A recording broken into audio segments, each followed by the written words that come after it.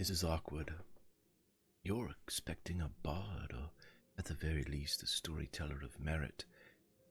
Instead, you get a thief. If it's any consolation, I am a damned good thief. Or I was. But you see, I have made a mistake. I have stolen something that needs tending. I have stolen something that, without my intervention, will surely die. I've stolen a story. My name is Vanda, and for the very first time in my life, I mean to tell the truth. The truth of the five. Don't expect flowery language or poignant metaphor. I am not some god's damned bard. But in a realm forgotten, you will remember them. You will remember the five.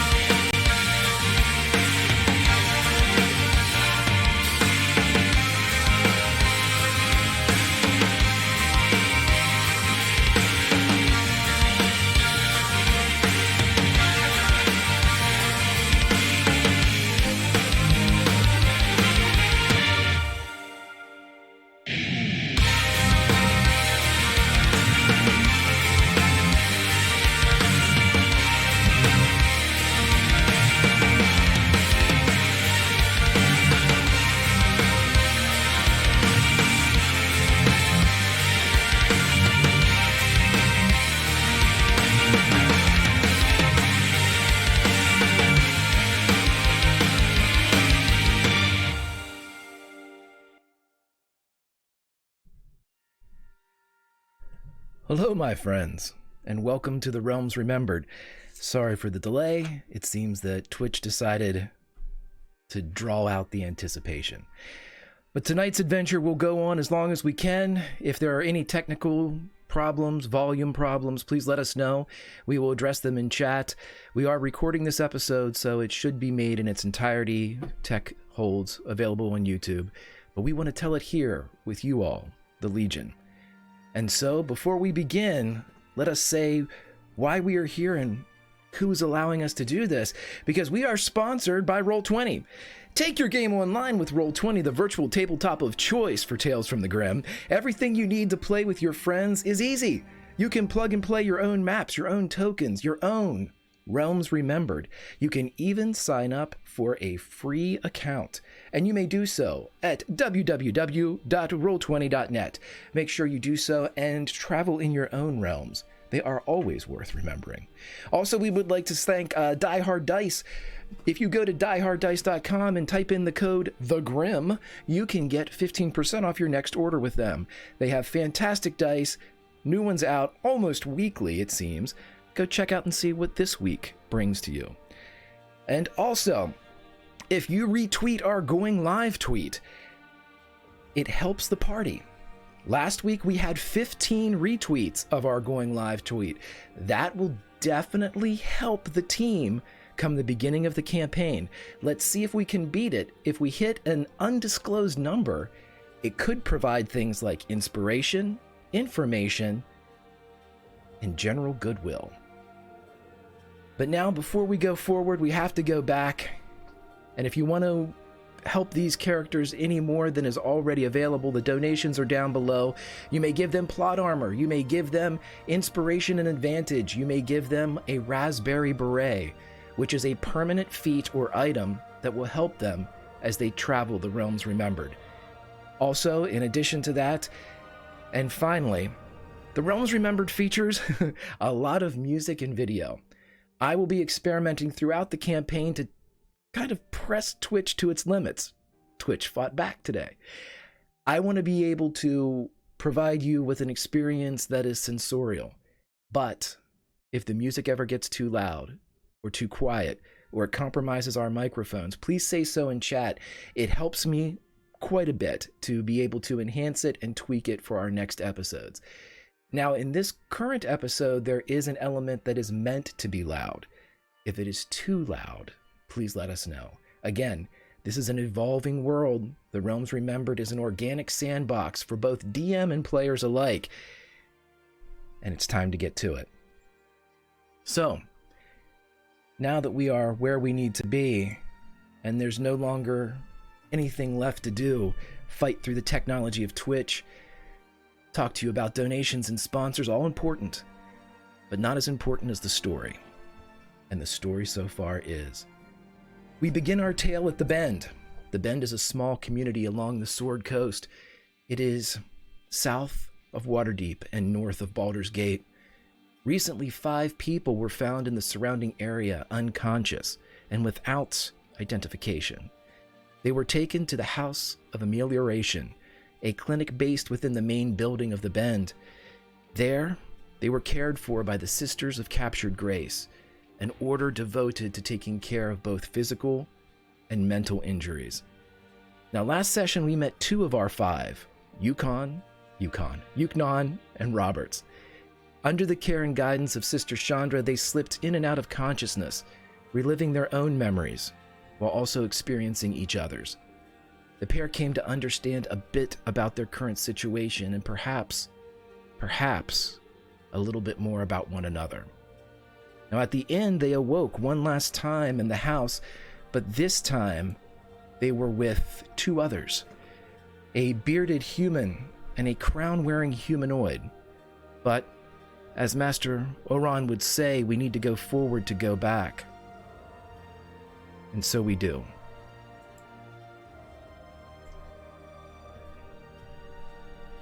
The sun reverses in the sky, and morning turns to night, turns to twilight, until an old morning is new once more. This is a new story told during an old day. This is the story of Ulfsark and Bianca. Or is it?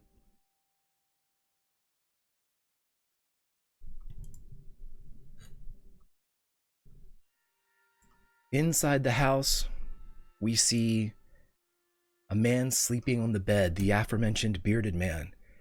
Billy, welcome to the stream, my friend. And when we as the viewers look upon the bed of Ulfsark, what do we see?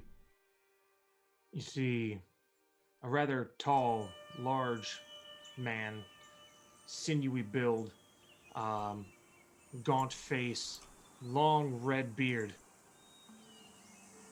He is restful. He's calm. He has wisps of bright red hair dangled down into his face. He has a white fur around his shoulders that has just fallen off of his head, and he looks very comfortable. Well, in your comfort, you are able to stir a bit, your eyelids fluttering, open, closed and open. And you see your surroundings, this white room, one that you've never seen before. The sounds of nature and light civilization travel through the open window. And it is that time you see someone walking towards you. Someone that you know very well. You see your grandmother coming toward you, and she is dressed as a nurse or a holy person.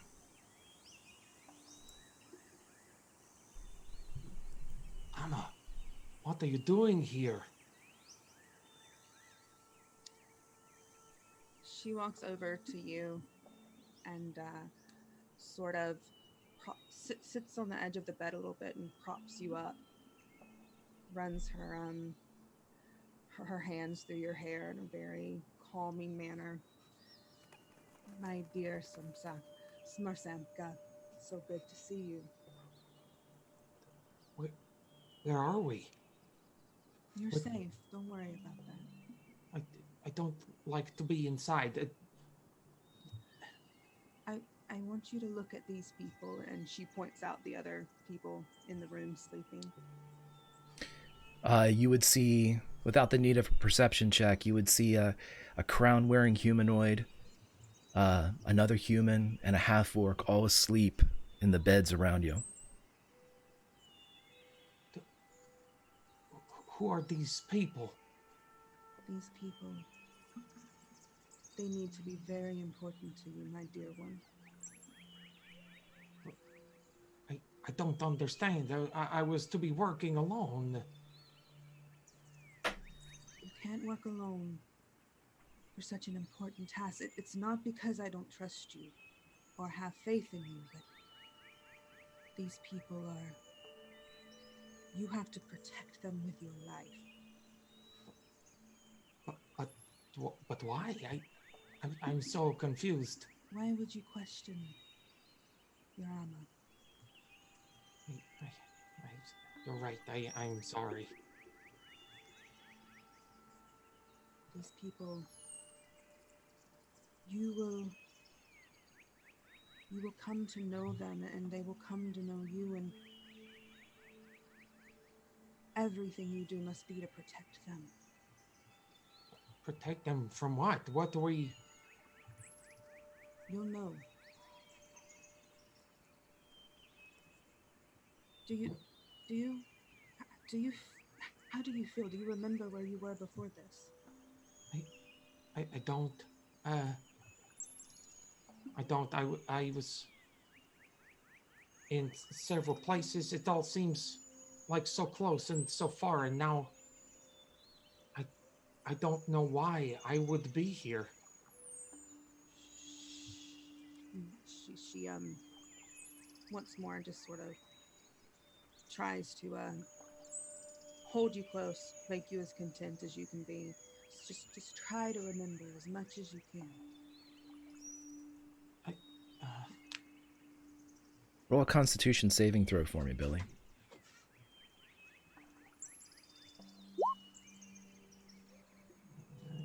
You're getting flashes. You're getting flashes of a forest, of a lodge within a forest, not a cabin or a residence. A large place, maybe 4 or 5 stories, made of timber, glass, and rock. It's cold. But then you're walking in the sand, your boots leaving a solitary pace behind you. It's warm. Back at the lodge.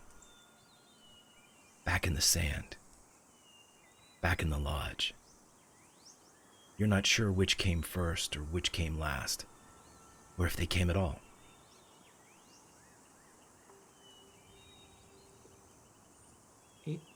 It's all mashing together. I can't even pinpoint a memory. Don't hurt yourself. Your Amma is still very proud of you. You know I can get easily confused sometimes.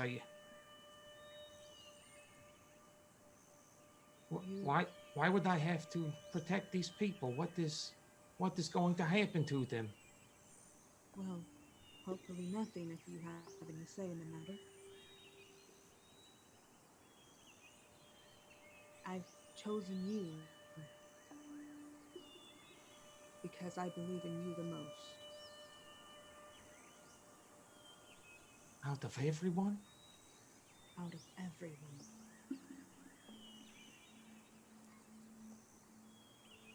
Thank you. I don't think I deserve that. But I will certainly try my hardest for you, Amma.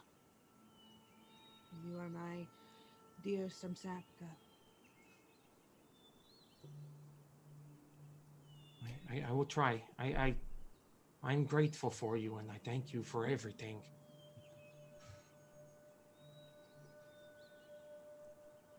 She's going to sort of step away and give you some space, and walk over to the humanoid that is there. As your grandmother walks away, roll me another Constitution saving throw.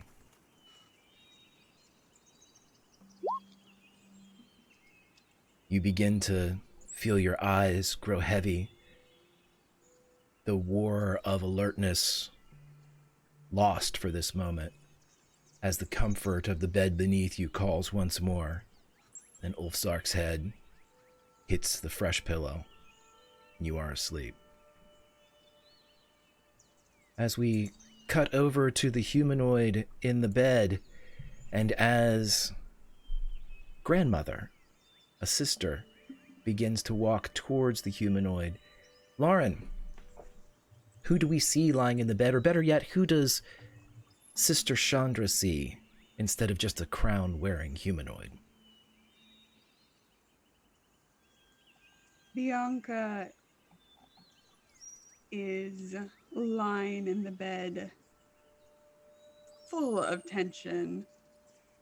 Her hands are gripping the sheets. Her curly auburn hair is splayed out over the pillows. Her brows are furrowed. She looks pissed. And when her eyes finally do open, there are no whites and no pupil at first. They're just a brilliant emerald green, until after a moment, she blinks a few times and her eyes return to normal, still brighter than average, and they dart around the room.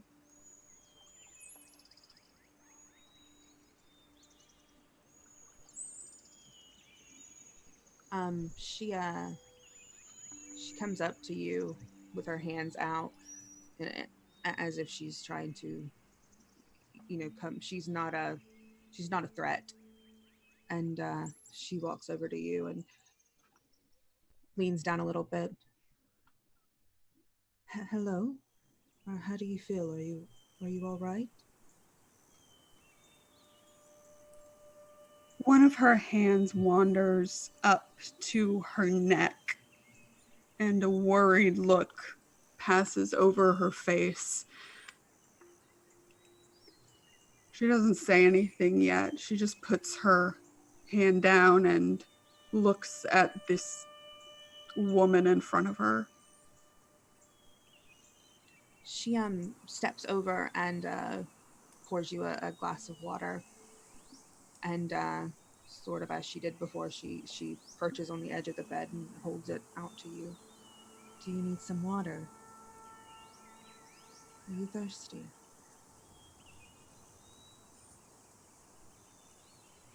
Sure.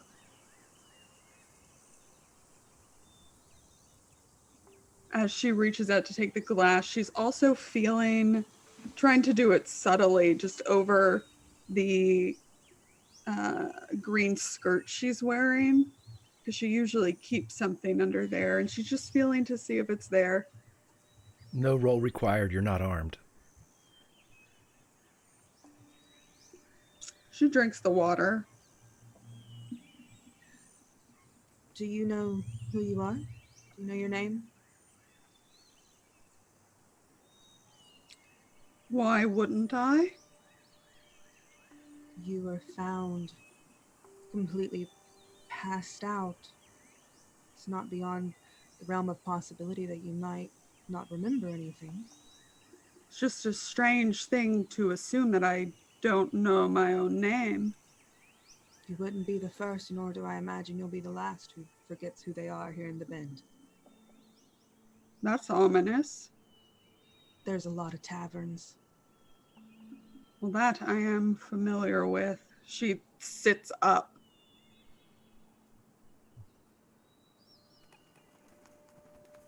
So where am I? The Bend. What is that? Not much, actually, but sort of a waypoint for a lot of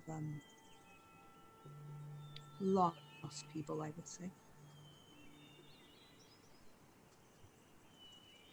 Lost. Do you remember where you came from, where you were before here? Of course I do. Well, as long as you haven't lost any of your memories, I think you'll be all right. You might just survive.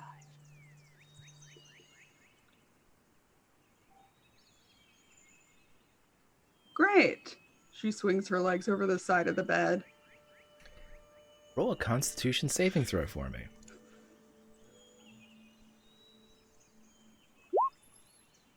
11. As soon as you begin to pull your legs up, you feel this incredible wave of fatigue hit you.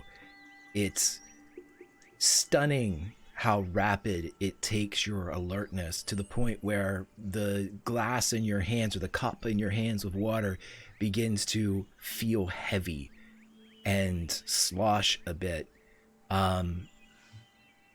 You're not sure you can even remain sitting, let alone stand.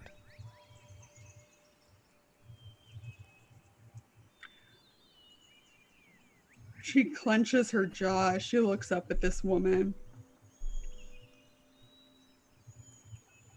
Any chance you put something in my drink? It's very funny. Someone else here was just as suspicious, and I'll tell you, as I told him, if I wanted to kill you, I would have done it while you were indisposed.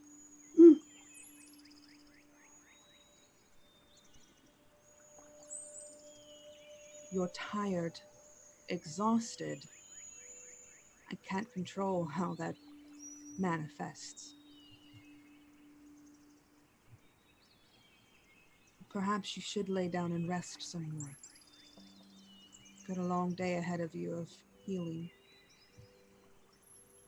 Your body thinks that's a great idea, Bianca. She leans back against the headboard. Her body starts to relax from where she was clenching her fists. There are little nail marks along her palm.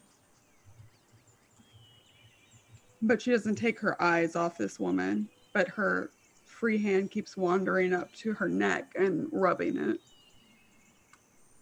Roll me a perception check. 11. With an 11, you are able to look across this ward, and you see a bearded man in bed. He appears very comfortable. And for a moment, his eyes flutter, and your gazes meet. But it is, whether you notice, recognize, or,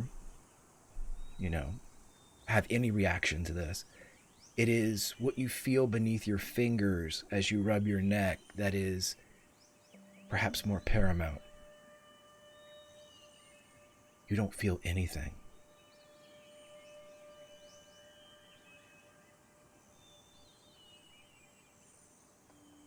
And sleep. Chandra, Oh, go ahead. I'm sorry. Nope, go right ahead. Chandra, while this is happening, she's gotten up and she's pulling the fabric curtains back even more, letting the sun in, the wind blow, trying to make the room more comfortable for you. It is the perfect temperature for healing and rest. And despite what you may want to do, Bianca, you begin to fall asleep. Is there anything you wish to say before it takes you? Then you drift away. And as you drift away, the eyes of the man that you were looking at flutter back open.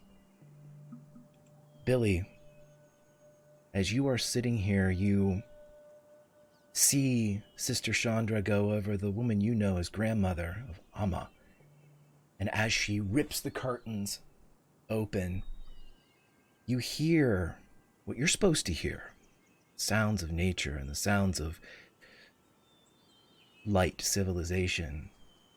But only for a moment. For as you feel these things, you also feel the cold. You feel it start to overpower the warmth and the sun. It touches across your cheeks. And then, without warning, the snow begins to fly in through the window, whipping around grandmother as it dances across your own eyes. As you exhale, you see your breath puff in front of you, and the sounds of light civilization fade completely. And upon your lips is the breath and frozen nature of only one place. You can hear it. You can smell it. You can taste it. It's home.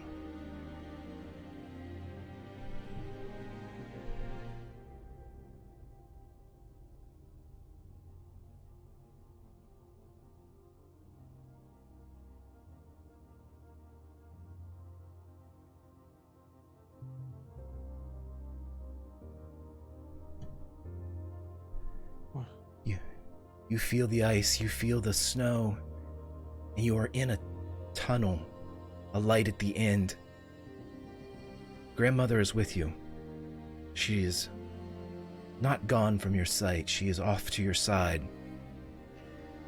A spot of light is ahead, getting larger as you emerge from this cave.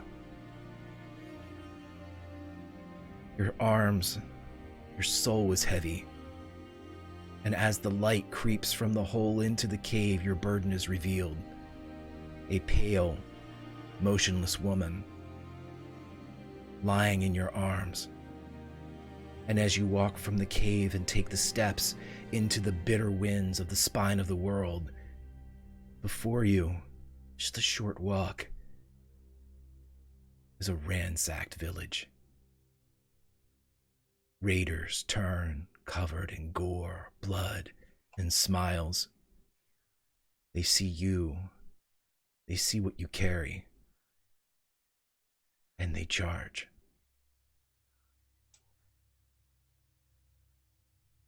As this happens, Amma steps forward, just holds her hand out in front of you to stop you in your journey and your burden that you're carrying. She raises her arms, and the white robes around her begin to turn black, begin to fade out and take form of a flock of ravens that circle around her and then fly immediately toward the raiders that charge. The ravens, with supernatural speed, whirl and strike. As a buzzsaw would timber, they strip the flesh from the screaming raiders' bones, taking huge chunks until they are nothing but paper men. And then they're not even that. Their bleached white skeletons clatter to the ground. Just more carnage in a village of the dead. Ulfsark, what do you do? He breathes heavy, holding the body in his hands, in awe of what just happened. And he stands frozen, locked in witnessing this spectacle, having recently been gifted and not having ever seen anything like this.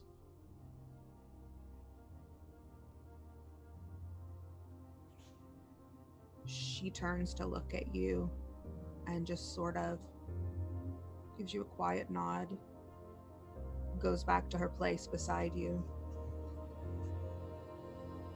What would you like to do next? How did you do that?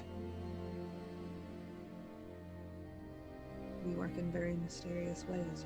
You do know that much.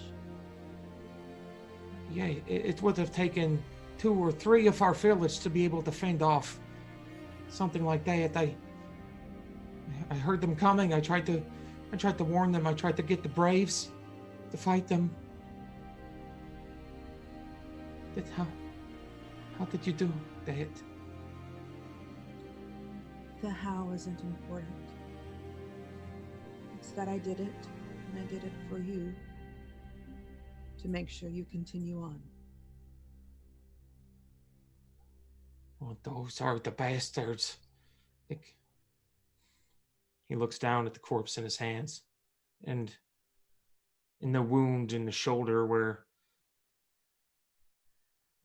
something happened.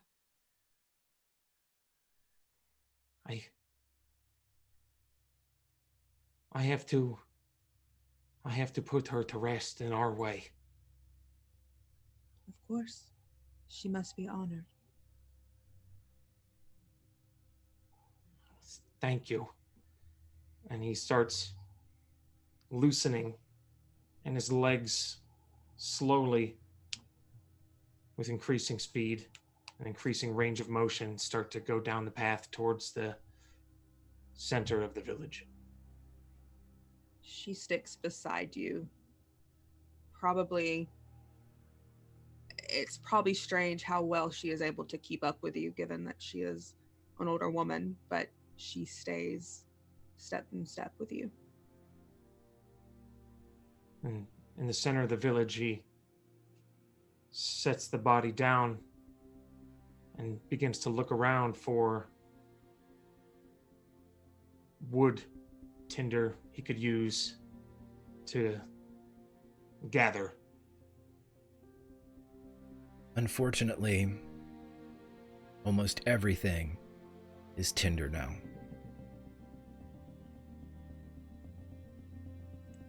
He'll start with the largest of the things that he could find, and with all of his might try to pick them up and drag them to the center of what remains of the village. You're able to get things together, posts for tents and rough-hewn litters used to carry in hunting kills. All of them now not worth as much to a pair as it was to a village, but you are able to set these things in whatever configuration you would like. And I would like Lauren to roll a perception check for me, please.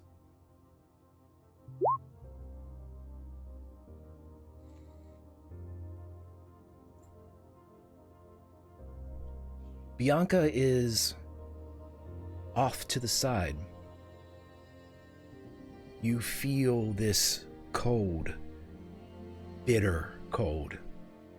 This snow falling, this wind, this place in the mountains that you've presumably never been.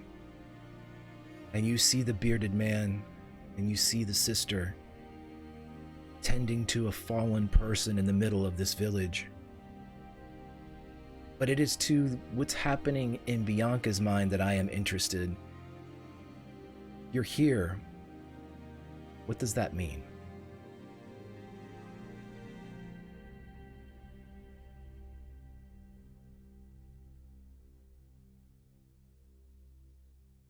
She doesn't have much of a clue. But at least recognizing the less suspicious of the pair, she tries to reach out to him.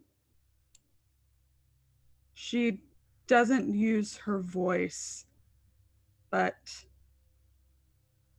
in his head, he hears, "Can you see me?" What's that? Who? And he frantically stops what he's doing and is shocked and starts looking around. There's someone alive. And they are not dressed for the weather. How did you get here? Were you one of them? Did you come here to raid the village? Do I look like I came here to raid a village? No, but you were wearing a crown. That maybe you told them to. I don't know. Do you Is know any this- prayers?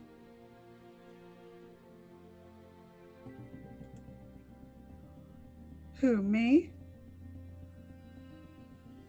You're the only other person here. I know lots of prayers. I wouldn't say I believe any of them. This isn't a matter of belief, it's a matter of honoring a fallen woman. She looks down at the woman who's laid down. That she's been sort of cleaning and caring to.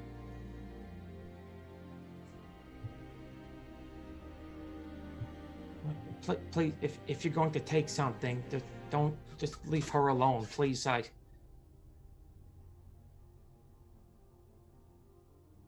In the center of the town, there's where we kept the trade goods.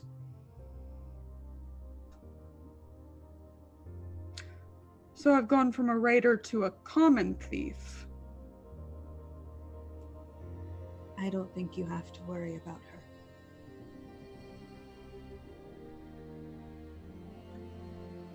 You should come help us honor the life of this woman.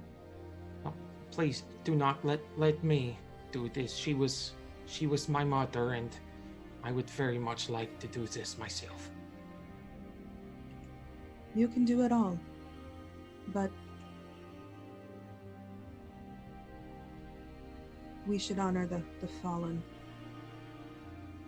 alongside you. But please take the lead. Okay,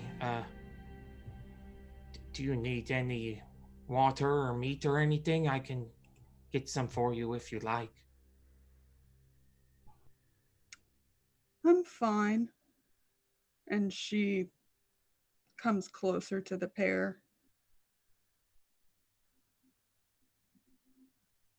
I'm going to get back to work then. And then he just stops mid-sentence and with increased haste, grabbing more wood to gather in the center. It doesn't take you long. You have built what you need to. You have found fire to make a torch or whatever type of implement you would need. All that's left is the act itself and words. It's a time for words. He picks up her body, rests it on the wood, holds her hand, and caresses her hair. Thank you. Thank you for everything, Ma. And then takes his free hand, grabs the torch, and sticks it in the center of the pile of wood. And as the flames catch, he holds on to her hand, does not let go, and looks longingly at his mother. And the sparks rise.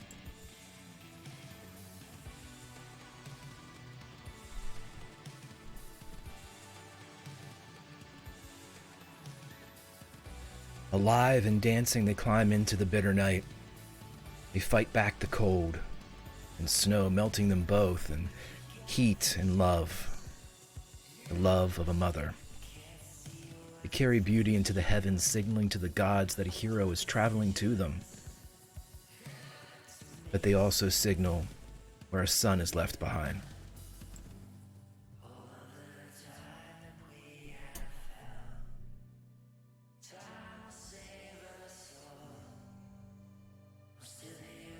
Around you, the sparks swirl. But something's wrong. Sister Chandra, you can feel them. You can feel the heat as they touch your cheeks and burn. You can feel the cold. You shouldn't be able to feel any of this. You shouldn't be able to feel the heat or the cold. You shouldn't... Something isn't right. Billy, roll me a Constitution saving throw with advantage. Bianca would probably notice her beginning to react to this, looking around, very confused. Is something wrong? Besides the obvious. Well, something's definitely not right.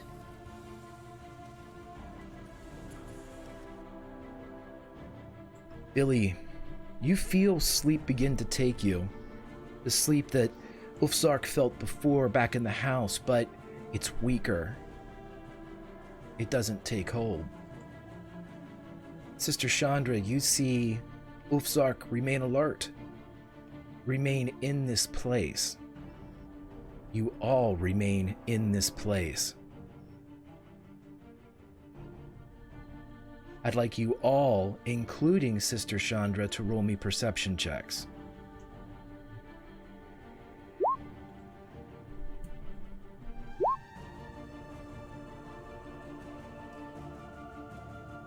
Perhaps it is the oddness of the scene, sister, but you do not notice where Ulfsark and Bianca do.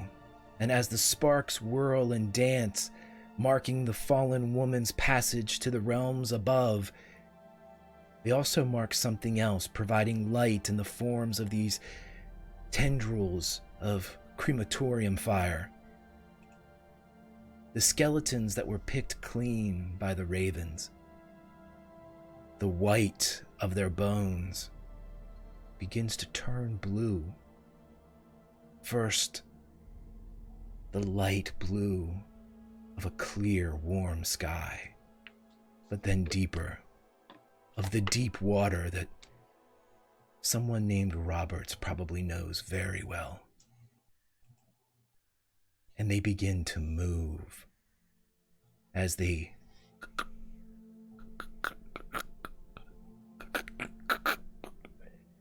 and their heads look up, perfectly cleaned skulls without a mark or an abrasion among any of them.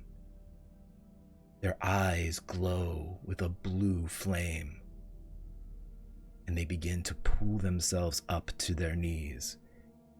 I would like everyone, including Sister, to roll me some initiative.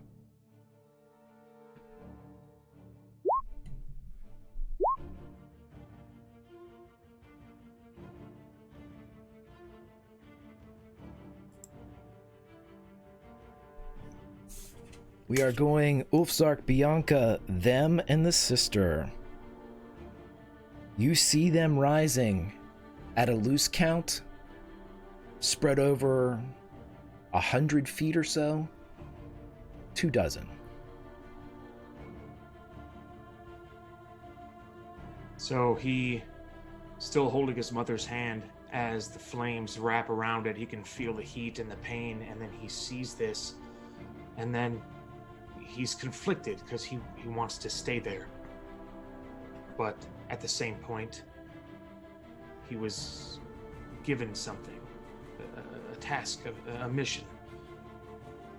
So he gently places his mother's hand back down, looks towards the newly arrived woman with the crown, approaches her. Come with me, I know a way.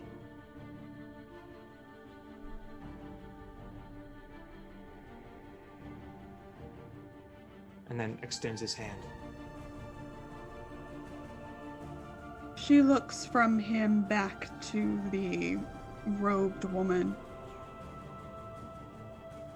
Is this a dream?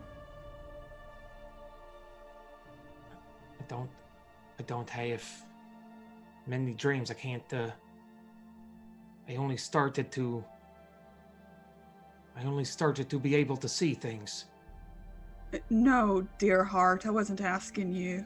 Oh, It doesn't matter what it is, it's very real. Well, I'm not keen on dying. Again, and she grabs Ulfsark's hand. Emma, can you take care of yourself? I'll be right behind you.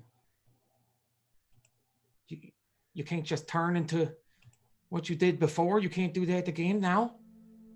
I did tell you that it works in mysterious ways. Okay. I am Ulfsark. Nice to meet you. And you are out of your 6 seconds by a long shot. Yeah. Where would you like to go? There is, you know the area very well, Ulfsark. I'll let you roll a perception check with advantage to see if your path to escape is clear or not. Okay. You said perception? Please. With advantage. You see that there is a path running away from the village down through the cliffs, the sheer walls of the spine of the world. You know where it runs. It runs to the Great Falls. It is the only way that is relatively open, but two of these blue beings are between you and the path. Okay. So I'll aim to... I know my 6 seconds are out, but I'll aim to take the lead and run towards them. I will allow you to run, and you have an action and a bonus action. We are in combat, so if there's something you would like to... I would like to target one of them and shove them away. Okay. Just roll me a unarmed strike if you have it, or just a... we can do contested athletics if you'd like. Yeah, let's do contested athletics.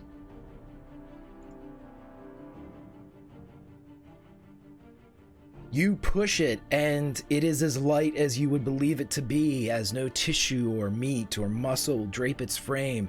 It goes flying back and hits with an odd-sounding clatter. It's not often that you hear bone hit ice, but it does, and it slides away. One stands between you and the clear path. It is now Bianca's turn.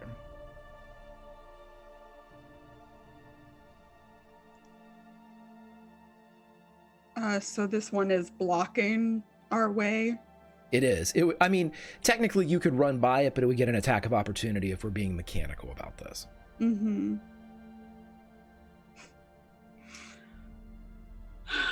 All right. She's angry and annoyed and confused. So she steps up next to Ulfsark and starts screaming, but it's not high-pitched. It almost, there's a lot of grit in her voice, and it starts to get louder and louder and louder, and they need to make Constitution saving throws. Very good. I would say that it fails. Great.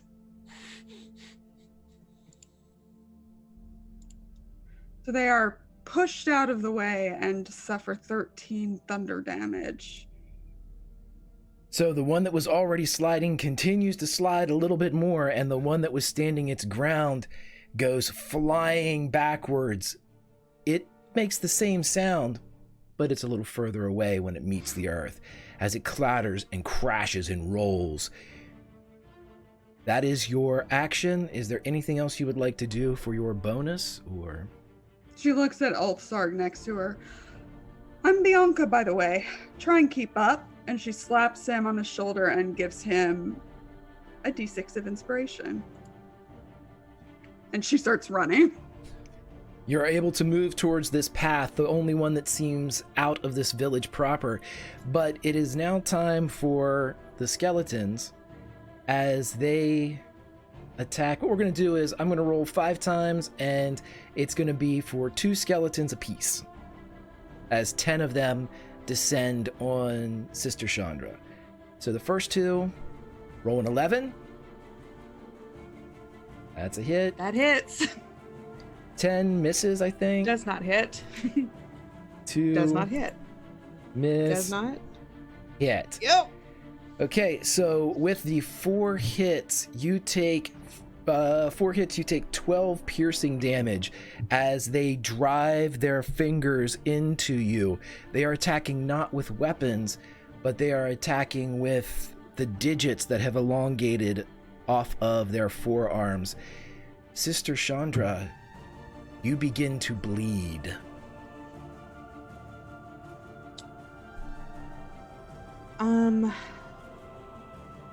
Greg, this is a technical question. Do my things, do I have everything? Does my magic work? They do. It does. Okay. So yeah, I would like to Except for the one thing. the one you that's off the table. You watch as she pulls back a little bit, wraps her robes up around her, and goes invisible, and I am casting my Cloak of Shadows. So Sister Chandra would disappear, and with that disappearance, they are going to not detect you at disadvantage, as you are able to use your movement if you would like to move anywhere. I'm going to follow the other 2 Okay. while I'm invisible. It lasts until the end of my next turn. Okay. As you all are leaving, I would like you to roll a final perception check here in the grave of the Great Worm Tribe.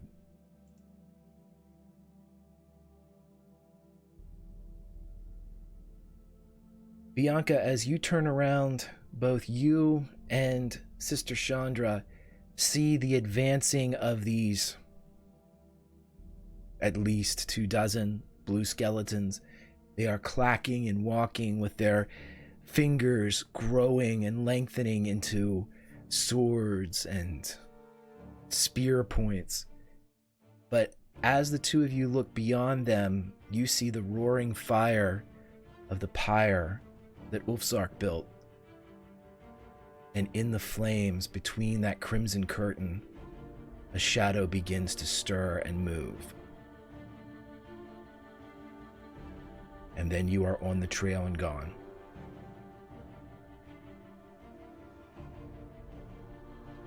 As you are running, you begin to hear the approaching sound of a thunderous falls as the very pounding of this water in this place reverberates between the valleys and the sharp points of the spine of the world. And as it gets closer, and as you all are moving in this direction, it is dark. So I am going to ask Ulfsark, who knows the way, to roll me a survival check. I will remind you that you have the inspiration bequeathed to you by Bianca. I remind you of this because your survival check depends on how quickly you are able to descend along this path. A failure results in something not good. Mm-hmm. All right. Well, I'll use the inspiration that Bianca Can gave. I help him with some light? Would light help you, Ulfsark? It would not hurt, but with being in the ranger class, I have a lot of the natural explorer ability given to the class. So Well, then she does it for herself because she can't see in the dark. So, as you're looking around, she just taps each of the crystals on her crown, tiara, we don't know, and they light up. So as the crown of light illuminates, Ulfzark, lead us. and the 1d6 on top of that, right? Absolutely. Mm-hmm. Okay.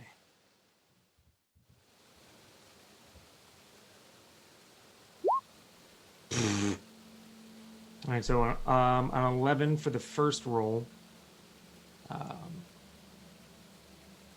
And then, and go ahead. no, I was going to say, you could use it was with advantage, so you can use the 22 to make it a 23. So Okay. you're set. You're able to see exactly how the path descends. There was a runoff earlier in the spring that led to this following fall and this freeze, and you're able to see and negotiate around that without getting trapped in this wash that would have resulted in potentially being caught from behind. But the closer you get, as you round the corner, the waterfall comes into view. It is a massive structure. It's nature's gift to this area, as huge chunks of ice and snow pour through the water itself, the water just above freezing. And as it drops what looks to be at least 80 feet down into a massive natural pool, these chunks of ice are falling off of it like icebergs plummeting off the edge of a flat world. They fall and crash, adding both a fury to this sound. The path leads behind the waterfall.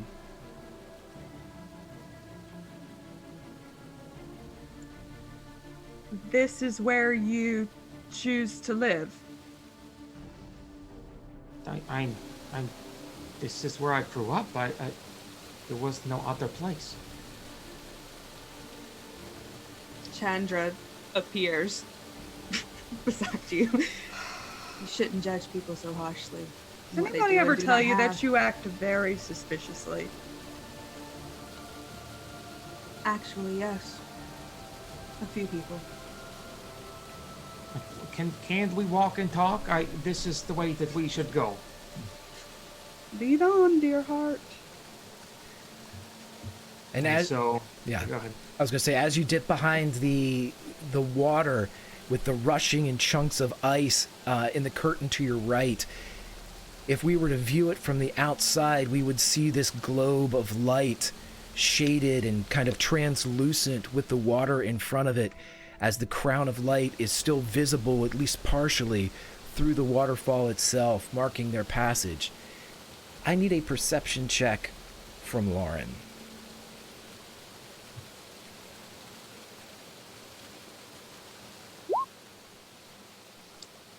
Natural 20 reveals the following. Since this is the first natural 20 on any of the checks that we've had, I will let both you and Billy and Dawn and Summer and Steve know that additional information is given when you roll a natural 20. So, as Bianca is looking around, the water is very close. It's maybe just 2 feet away from you as you go through this wet, bitter mist that is coming from this water just to your right. And as you're creeping through, a hand shoots out of the water itself and pops in front of you. It's not malicious. It's covered in flesh. It's beckoning you to stop. And it seems to be floating in the water. She pulls on Ulfsark's fur. What? there's a hand, like, right in front of you. It's right in front of you, Lauren. It passed, Oh. and Ulfzark does not see it. Neither does Sister Chandra.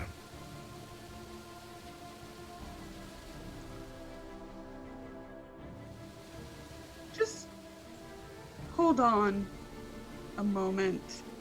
It's sticking out of the water. Which physically is impossible. Mm-hmm. Why did you tug on my fur? It comforted me. And she kind of, it's like right in front of me at like eye level or lower? It came out at eye level, palm facing you, in a classic stop.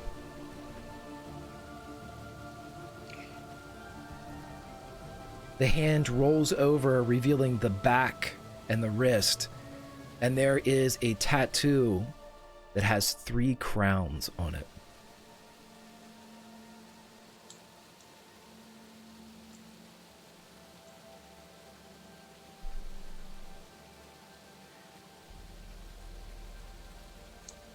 Priestess, lady, grandma person. Yes. Where are we really? I'm not exactly sure. We are in the mountains. This is my home. Yeah, but we're not. We're in the Bend, in hospital beds. She's just staring at this thing that nobody else can see. What? Are you sure the way ahead is safe? Not after seeing a giant group of skeletons. Everyone roll me a perception check.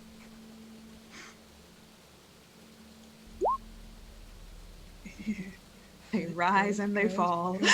Good.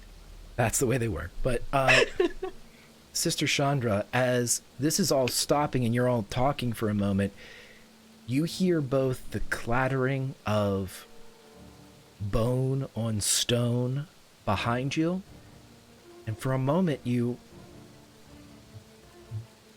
hear it in front of you as well.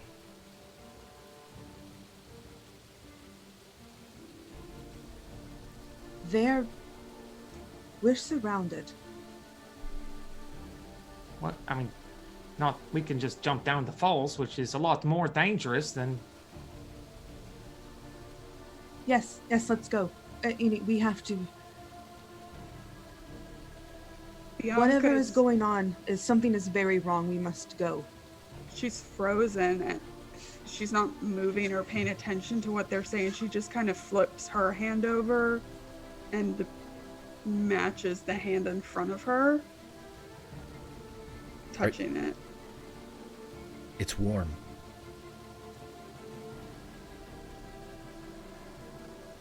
It pulls back with your touch, doesn't recoil, it just moves back slowly, and the hand points down.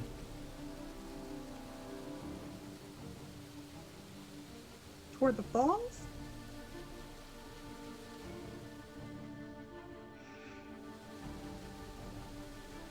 Ulfzark, you look like a strapping lad. What do you mean by strapping? Strong. Oh, yes. Great. She kind of puts her arms over his shoulders. Well, if we're going down, I'm going to need some assistance. So I don't know you, so if it gets... I'm sweating a little bit. I can hold on. Oh, okay.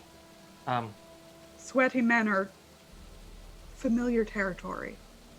We're getting to know each other very well right now. We should Are go. we? Emma, do you need any assistance jumping? Don't worry. I've got this under control. Okay, you ready?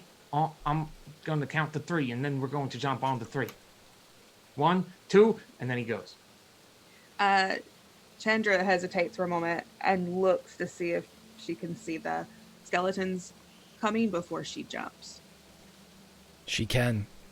They are moving, and they're thin enough where they are actually kind of flowing in and out of one another, reaching with these long fingered appendages. They're surprisingly quiet for these, undead. Undead are normally noisier.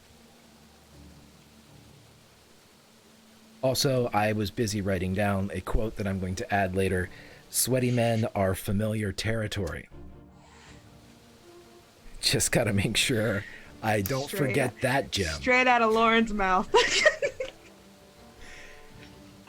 From my lips to God's ears. So with the jump, as you jump into the falls, as soon as you pierce the water, it is the textbook definition of shock, as the water itself is just above freezing, and the chunks of ice and snow and frozen debris that are falling around you as you fall are also hazards in which you need to avoid.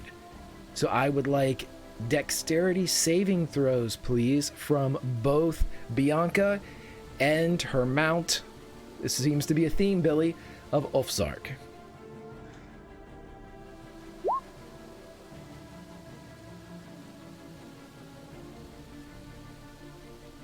Okay, Bianca, you save. Ulfsark, you do not. You take 6 bludgeoning damage as you fall. Bianca, you take 3 as pieces of ice crash into you and send you spiraling and spinning as you separate halfway down the falls. And as you are falling, you are pulled free from one another. Roll me a perception check, Lauren.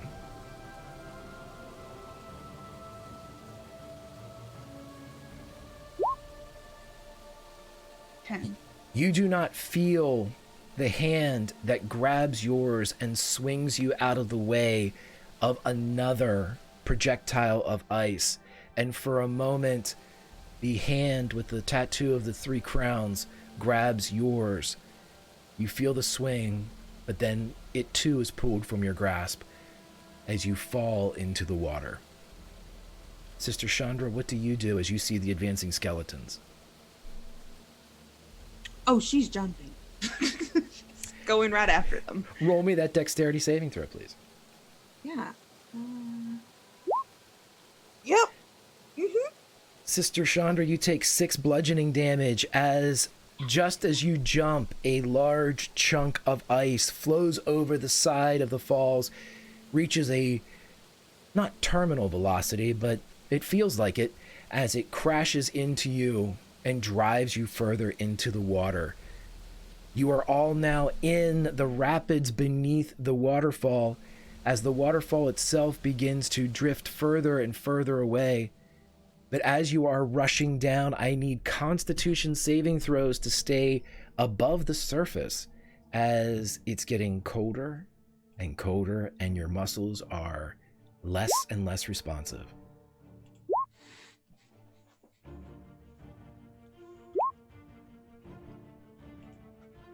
Sister Chandra and Bianca, you are able to splash back above the water. Ulfsark, you feel yourself being pulled down as the blow that you received coming down has affected your ability to orient yourself.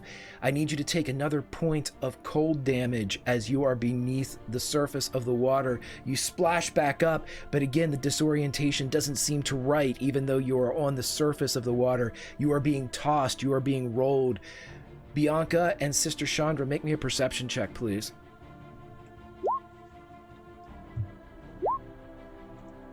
Bianca, you see Ulfsark splash, and you see mixed, even in the darkness, your crown still illuminated, you see a splash of red come off of his forehead as he is reeling and trying to stay afloat, but you see him dip beneath the surface again as you all are rushing down this river. Rocks, ice, debris, nature itself seeming to have found sport in batting around mortals. She's going to try and move toward him as much as she can.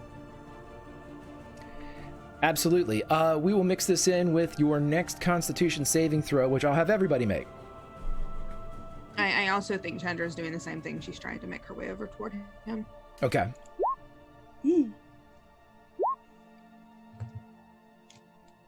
Okay, Sister Chandra, you're pulled down and you take a point of cold damage as you spend your time basically taking care of yourself. You pop back up. The weight of the chill is now in your muscles. It is freezing them and sucking the energy from them. But Ulfsark, you're able to stay on the surface long enough for Bianca to get to you. The pair of you now are latched together and spinning wildly like a pinball through this rapids. Is there anything you would like to attempt before I ask you to make a final Constitution saving throw? He's going to take the fur of his body and wrap the white furry tendrils around her shoulders. Okay, you're able to get it wrapped, and are you trying to tether yourselves together? Is that what you're attempting to do, or? I'm trying to give her any sort of warmth and protection from the cold, as well as kind of like keep that in like a rope. Okay, I will allow both to sort of happen, definitely with the tether. Sister Chandra and Bianca, is there anything that you're attempting to do? I would like once more to try to get over to them. Okay. That's going to determine what I can and cannot do. Okay. Bianca, anything in particular that you're attempting? Bianca is just going to reach out for the sister now that she's attached to Ulfsark, just to try and assist her. Okay, since you are going for the same type of move, Bianca and sister, go ahead and each of you roll me your Constitution saving throws at advantage. Ulfsark, just roll a Constitution saving throw for me.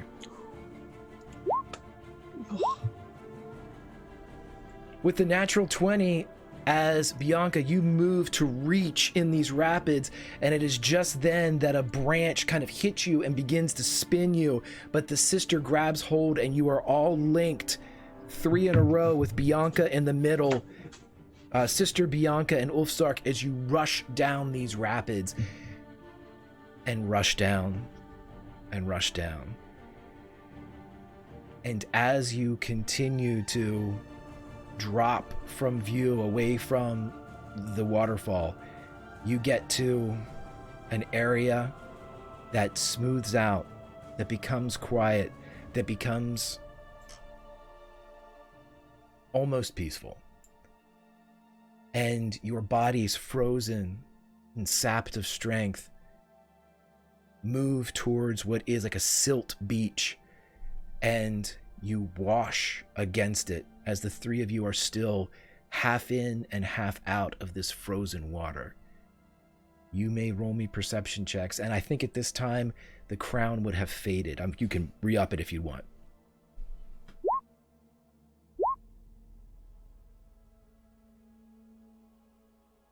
Bianca, you're the one to notice as soon as you pull yourself out, there is a low building. It's more ruin and rubble than anything else, but it has an entryway that has a soft crimson glow coming from within. There is a hint of wood smoke. And for you and you alone, you see a familiar silhouette, shrouded in shadow, but the arm reaches out, the tattooed hand beckons, pointing into this building. She makes her way She's just kind of leaning up on her hands, but she starts to shake Ulfsark next to her. There's shelter over there. Hey, it's good. These waters can get cold, so the Yes, cold sticks to your clothes. Once again, I am confused about why anyone would choose to live here. Because the cold does not lie. Oh, well, the cold and I are going to have some issues then. But I highly recommend you take off all of your clothes, so you don't get the cold into the bones. And Roostark starts removing his clothes, like everything but his undergarment. Can I make an insight check? Sure, yeah.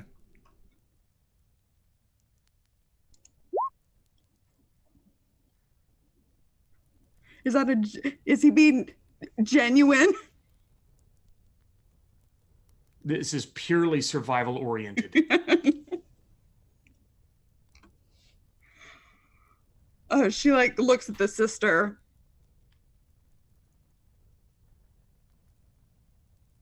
I'm not going to force you to do anything. It's your choice. It's not why I was looking at you. I was going to see if you were going to go first.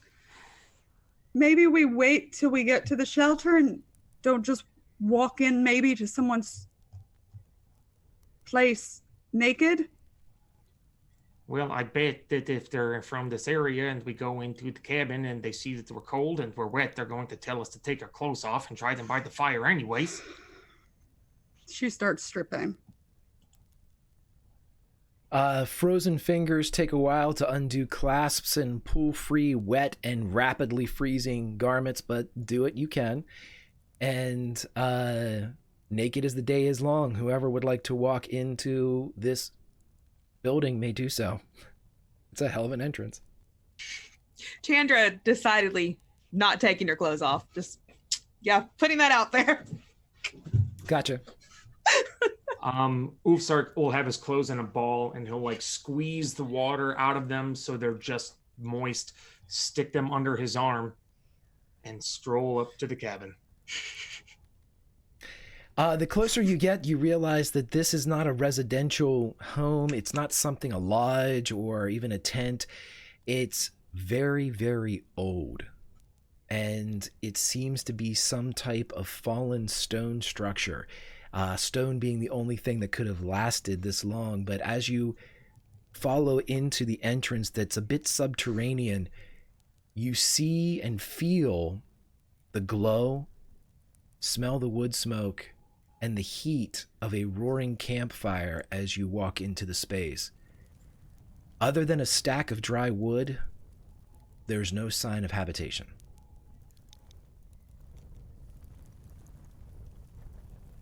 How fortuitous. There's just a fire and nobody here. Come on in, it looks safe. Chandra's going to walk in.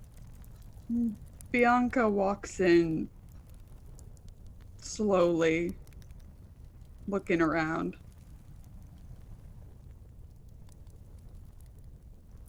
Perception checks if you want to search everything, yeah. Sure.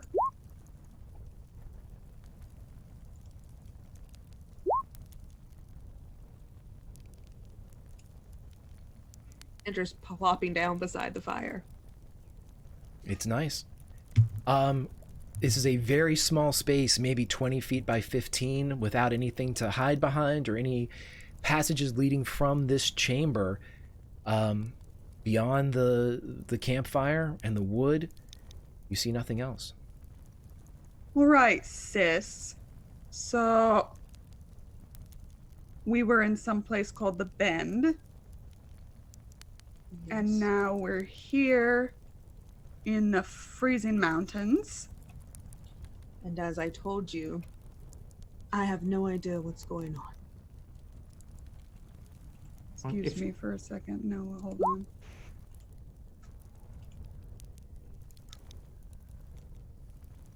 She does not know what's going on. By this point, Ulfsik has his clothes all laid out near and around the fire. Here, give me your clothes. I will help dry them. Don't wrinkle them. I feel like that's the least of your worries. Well, you don't know me very well. And he like takes some of her clothes and like holds them. His clothes are on the floor around them, and he's holding her clothes like above the fire. You seem to have a very sour disposition toward the temperature here. Where are you from? Someplace warmer? I'm from the gate.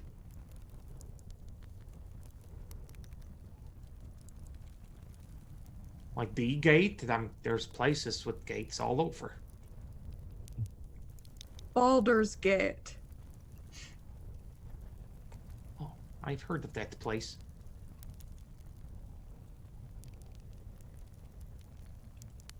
What brought you here? I'm assuming one of you two did. I don't do things like that. I don't bring people to places.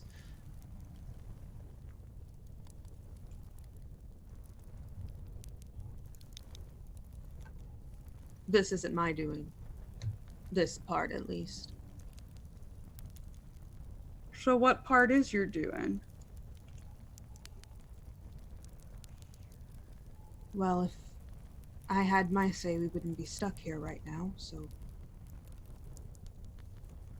Well, if you would have your say, then what would we be doing? We'd all be awake in the bed enjoying a hot soup from the kitchen. Perhaps some bread. Are we asleep? Yes. I assume so. I feel like when I got hit by that thing, I would have woken up jumping out of the waterfall. You'd think so. Bianca, are you any good at punching? No. Okay, well then that won't work. Oh, you wanted me to punch you? To see if maybe I would wake up. But Okay. let me put your clothes down first. I don't want to drop them into the fire. Yes, don't do that. He sets them down. Okay. Preps himself and just like, okay, just pick somewhere it doesn't look important. Roll me an attack. A strength-based attack? You betcha. Okay. Ooh. I don't think that hits his armor class. Well, I didn't take the armor off, so it would have been a 14. Yeah. You would have needed a 14. Excuse me. Yeah, you're able to hit a bit. It does 0 damage because it's 1 plus my strength. Now that that's out of the way, Samska, do you think this is a safe place to bed down for the night? There's only one point of entry, correct? There's no secret doors or anything? No, but something else is here. I'm seeing something. What are you seeing? A hand. Like a hand of a person? Don't take this the wrong way, Bianca, although I think everything I've said to you has been taken the wrong way. Do you tend to see hands normally? Not disembodied ones, no. Anything stick out about it? It looks familiar. So you're good at recognizing hands. It's a good trait to have. Thank you. Is the hand here, right now, with us? Is it? You do not see the hand right now. No. Well, It seems we are safe for the moment then. And Ulsar goes to the door that we came in and like peers out and like looks around of this stony place to see if he can witness any other living things outside that might be wanting to come in. Roll me a perception or survival, depending upon different information for both. Bianca starts wringing the water out of her hair. With a 20 survival, you do not notice that there are any forms or prints of wildlife. There's no scat. There's no bones. There doesn't appear to be a den of any kind. You also feel that with that survival, that the campfire light and even the smoke itself would probably be almost undetectable unless you were right up on it. So any concerns about the campfire giving away a position are minimal at best. I think we're safe. The only question I have is who started this fire. That I cannot answer, but we have had quite an ordeal. Perhaps we should rest. Ulfsark sits down against the wall closest to the entry point so he can be like the first person who can like be aware if things are coming in from the outside. Okay, so basically keeping watch. Yeah. Okay. Bianca lays out her clothing flat to dry and curls up near it. Not looking relaxed by any means. Right, the steam begins to rise off of the clothing as you are all actively drying it. It takes a while because of the cold and the temperature, but you're ultimately able to get your stuff dry to the point of putting it back on where it's worth more to have on you than it is to have on you as far as drawing heat from your body and keeping heat in your body. I need constitution checks from everyone, please. Or saving throws, excuse me. Oh, that's the same thing.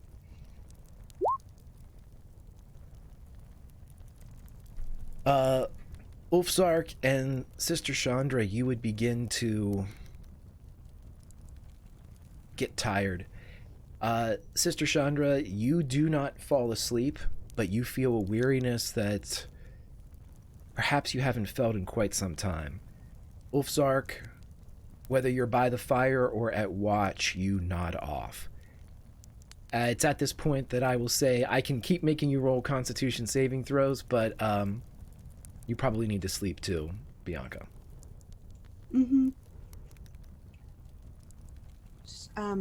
Chandra watches as Bianca falls asleep and looks over at Ulsvark toward the entrance, and she stands from the fire and goes beside him and just gently shakes him. Not enough to really wake him up fully, but enough that she would know he would hear. And she says, "Remember what I told you. Protect them with your life." And she's going to just gently run her hand along his shoulder, and as her hand pulls away, there's a sort of like a brand or a tattoo left with a closed eye on your skin. Ulfsark, as you feel this happening and your own eyes open,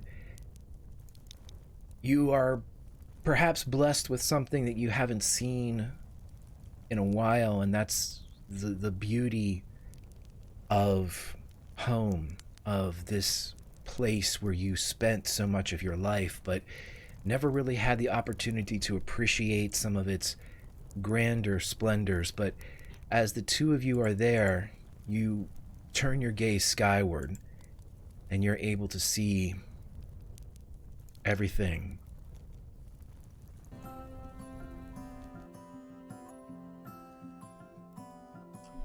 Morning creeping in through the window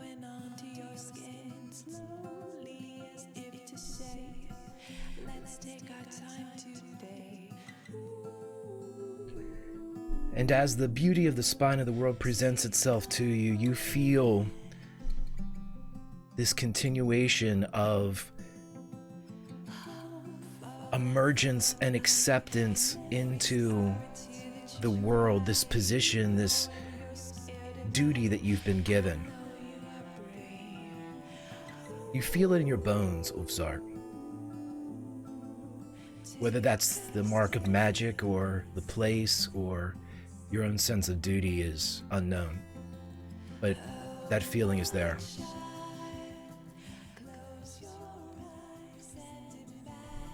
Does that spur me to continue to try to stay awake and keep watch? You absolutely can if you'd like. I'll do that. And I'll put myself in between Bianca and the entryway. Roll with advantage then, Constitution. please.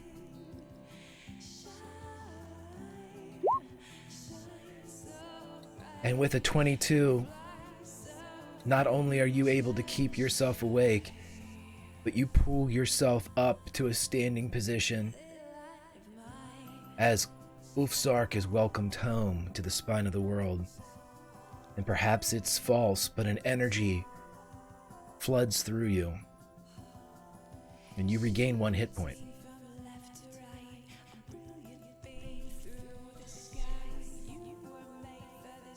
And he is awake, and he is tense, and he is taut, and he is breathing firmly, and his eyes are ready, looking at the door, ready for any oncoming threat.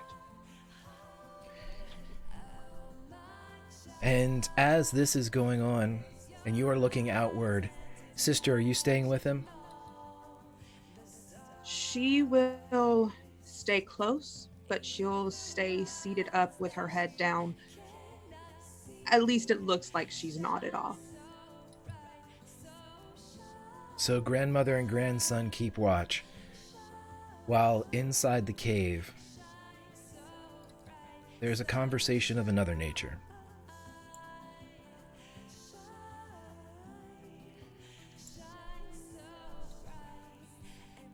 Bianca, your eyes begin to flutter again. And this time, you're alone. At least you think you are, until you look through the flames and you see a very familiar figure sitting there through the campfire, watching you. He raises his hand, 3 crowns tattooed upon the back. And Eddard smiles. What do you do? She doesn't move any part of her body, just her eyes looking at him. She really wants to look away, but she's scared that he's going to disappear if she does. So very quietly, even though she can't see anyone, she always assumes someone's listening. Is this hell? He smiles.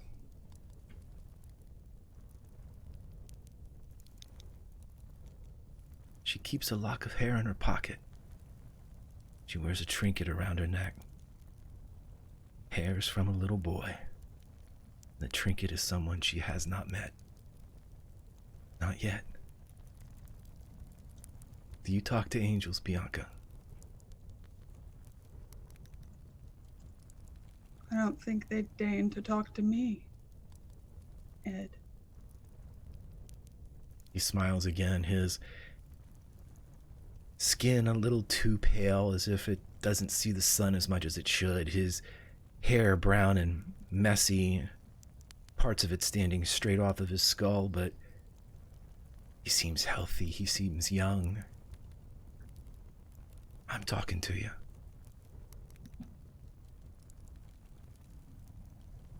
Why?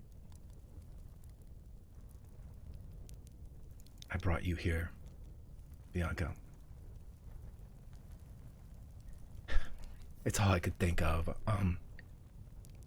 She, and he gestures in the direction of Sister Chandra.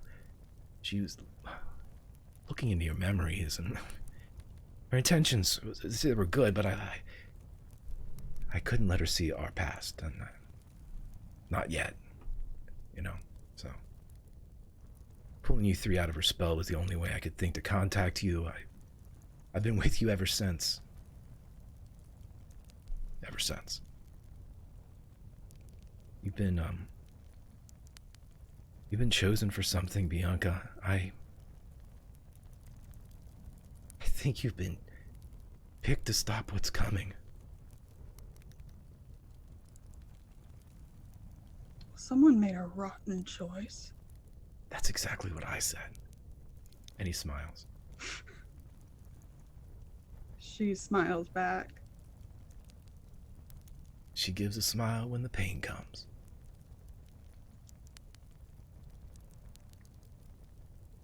Roll a perception check.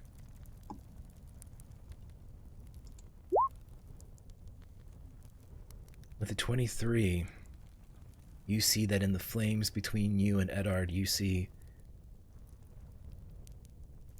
shapes, bodies made of the night sky, and 4 arms. You see them rushing in odd forms of propulsion, using insectoid legs and these 4 arms to run. They're running through the streets of Baldur's Gate, Waterdeep, through the countryside, even through the burned out village that you saw behind you. And as you look deeper and Eddard looks at you, you see cities that fly in the sky. And thousands of these things ride in these cities above a burning world. It's coming, Bianca. It's something awful.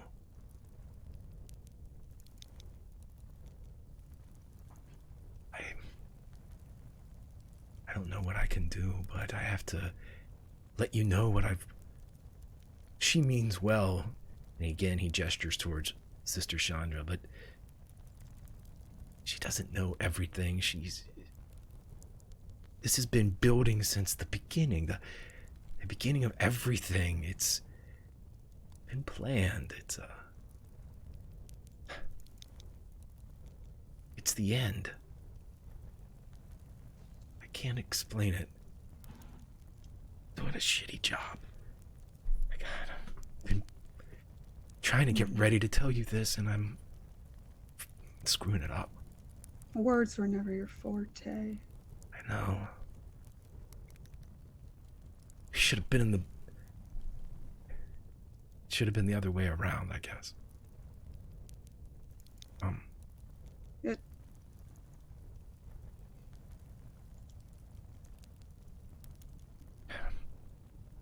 I think it has something to do with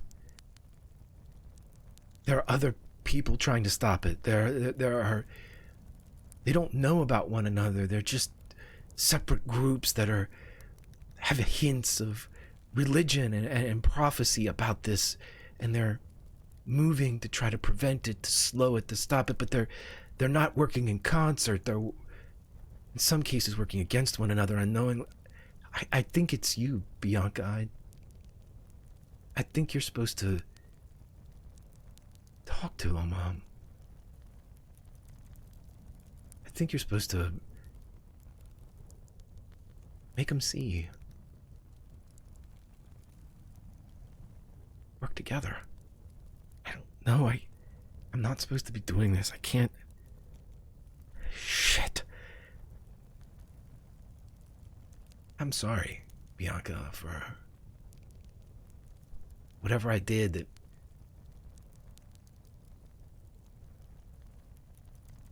I'm sorry. Why are you saying sorry to me? Please don't say that. I had to have done something. You have to go on living like a king, Bianca. Everyone roll me a perception check.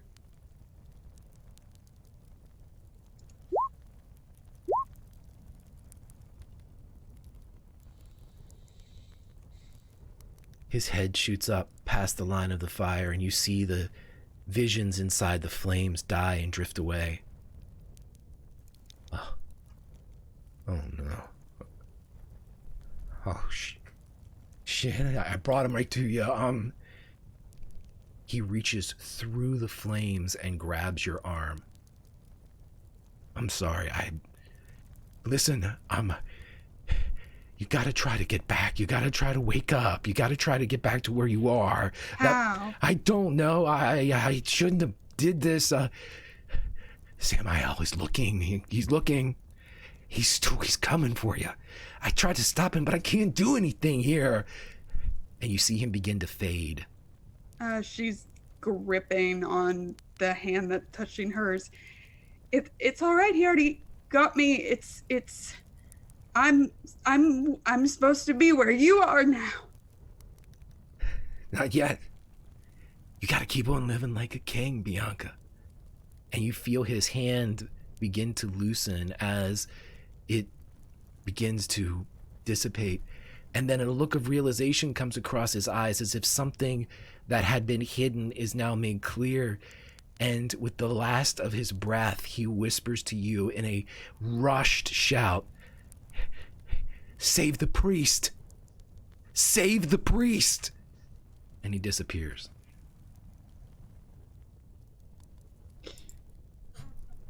As she looks around for Ulfsark and Chandra. You see them, Ulfsark and Chandra, at your position at the head of the cave. You see something coming in, a silhouette. It appeared out of absolutely nowhere, pulled itself from the night sky that you were admiring, and it's beginning to advance toward you and toward the campfire. You can either move to face it, or you can retreat into the building proper. I need to know what Chandra and Ulfsark are doing at this moment. Can I tell what it is?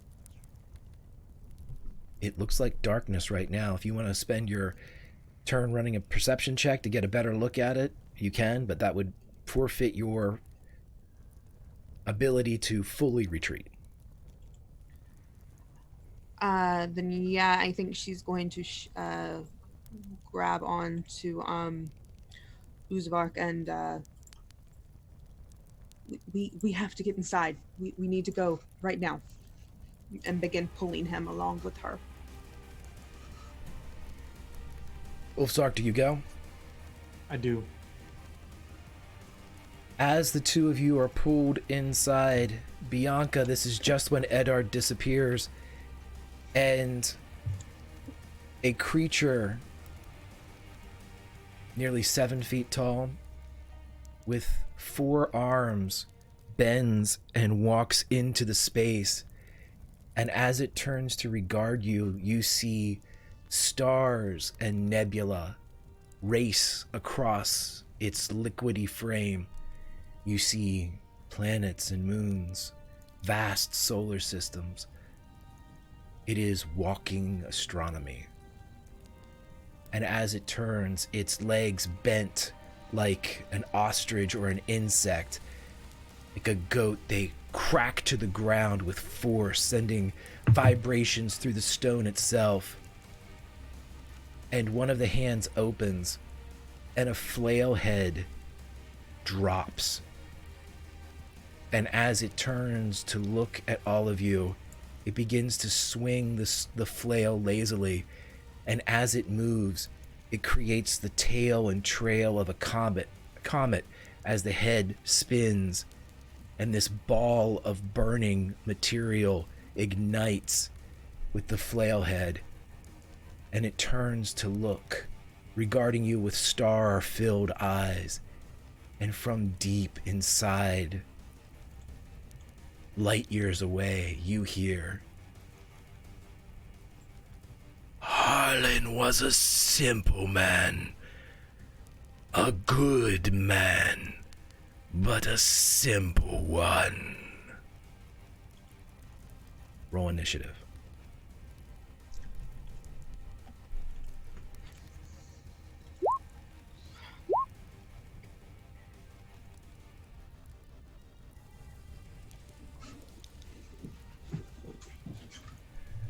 Okay, Bianca, and it looks like Ulfsark, that was a natural one, correct?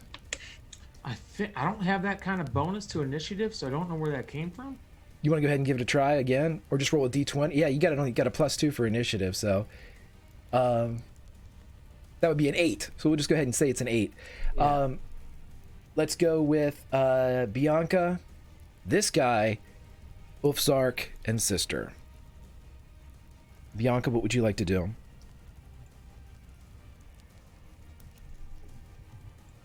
Stand up. You're standing. Great.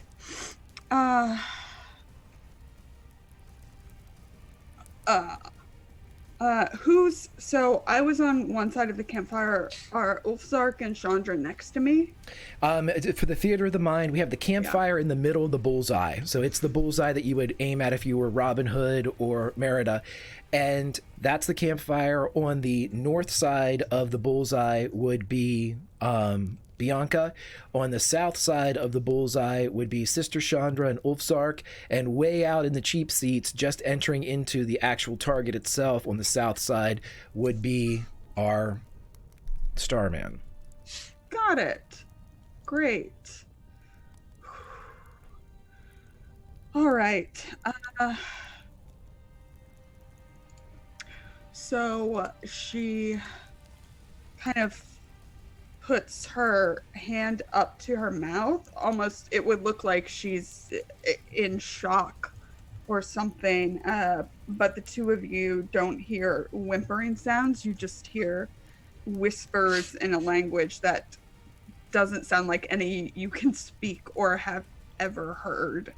And it's just rapid whispering. And that thing can make a wisdom saving throw. It fails. Yay. So it takes 6 points of psychic damage. I don't think that's it. Yeah, it's a wisdom save, not a charisma save. Yeah. And it must use its reaction to move as far away from me as possible. It will take the psychic. It is immune to that effect, though. Oh, great. Love it. When that happens, Bianca's really not that familiar with the kind of things she can do, but for some reason she's confused. So she calls out to Ulfsark, please tell me you have something besides just your muscles. I'm just gonna give him another inspiration. Am I supposed to have anything besides my muscles?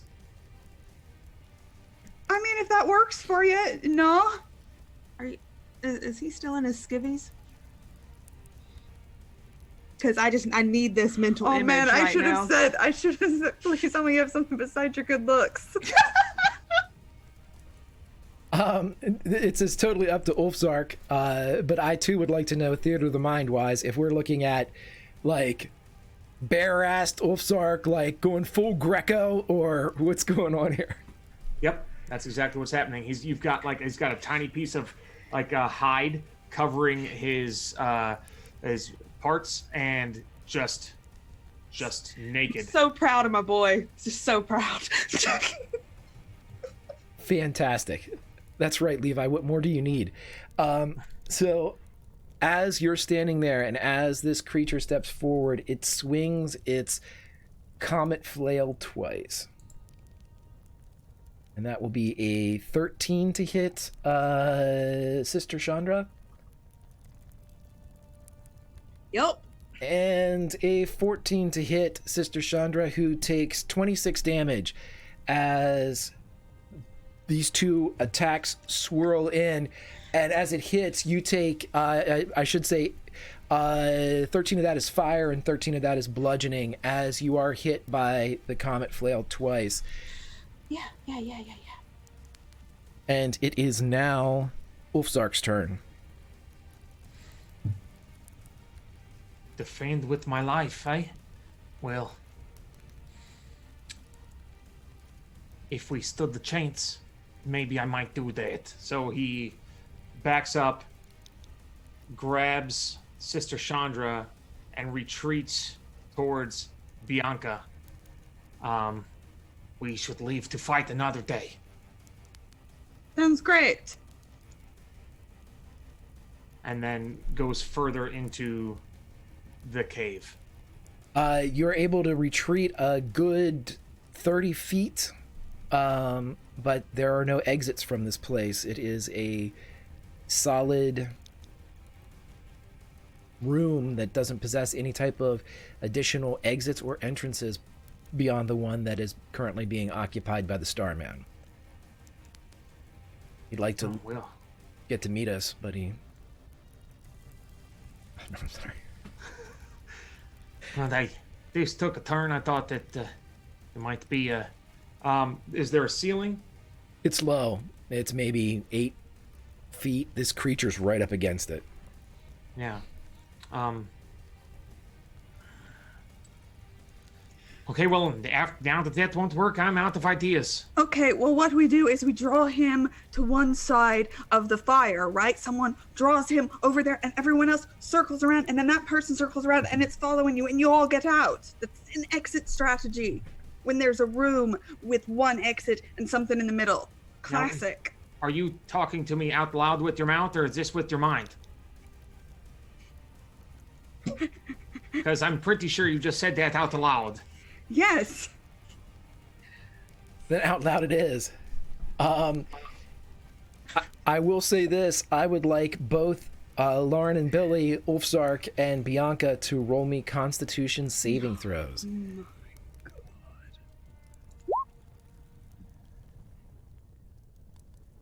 Neither of you can feel the pull of sleep sort of in the back of your mind, but it doesn't engage. It's as if whatever spell is meant to return you to the bend is being subverted. We are going to go to the top of the... We're going to go to Sister Chandra. Do you have something you would like to do? I do. Or yeah, Ulfzark, are you going to do anything? Or so I used like 30 feet of my movement. Would I be able to like dash and try to sprint and like slide through the being's legs and take an attack? So you ran away and you're gonna charge back at it? Yeah, I thought there might have been an exit somewhere or another passage on the way out. So after realizing that, yeah, I'll let you redact that if you want to stay there and fight. Totally up to you. However you want to play this. Okay. Yeah, I would have wanted to, knowing that there was no way out, would have done the best to either sneak around him or fight him. And fighting him would be the best option. Then rock and roll. Give me an attack. In naked Greco-Roman fashion. 16. You hit. So he like pulls back, leaps up, and punches him. And it just does 4 bludgeoning damage with the strength bonus. So, as you hit for 4 bludgeoning, roll me a perception check.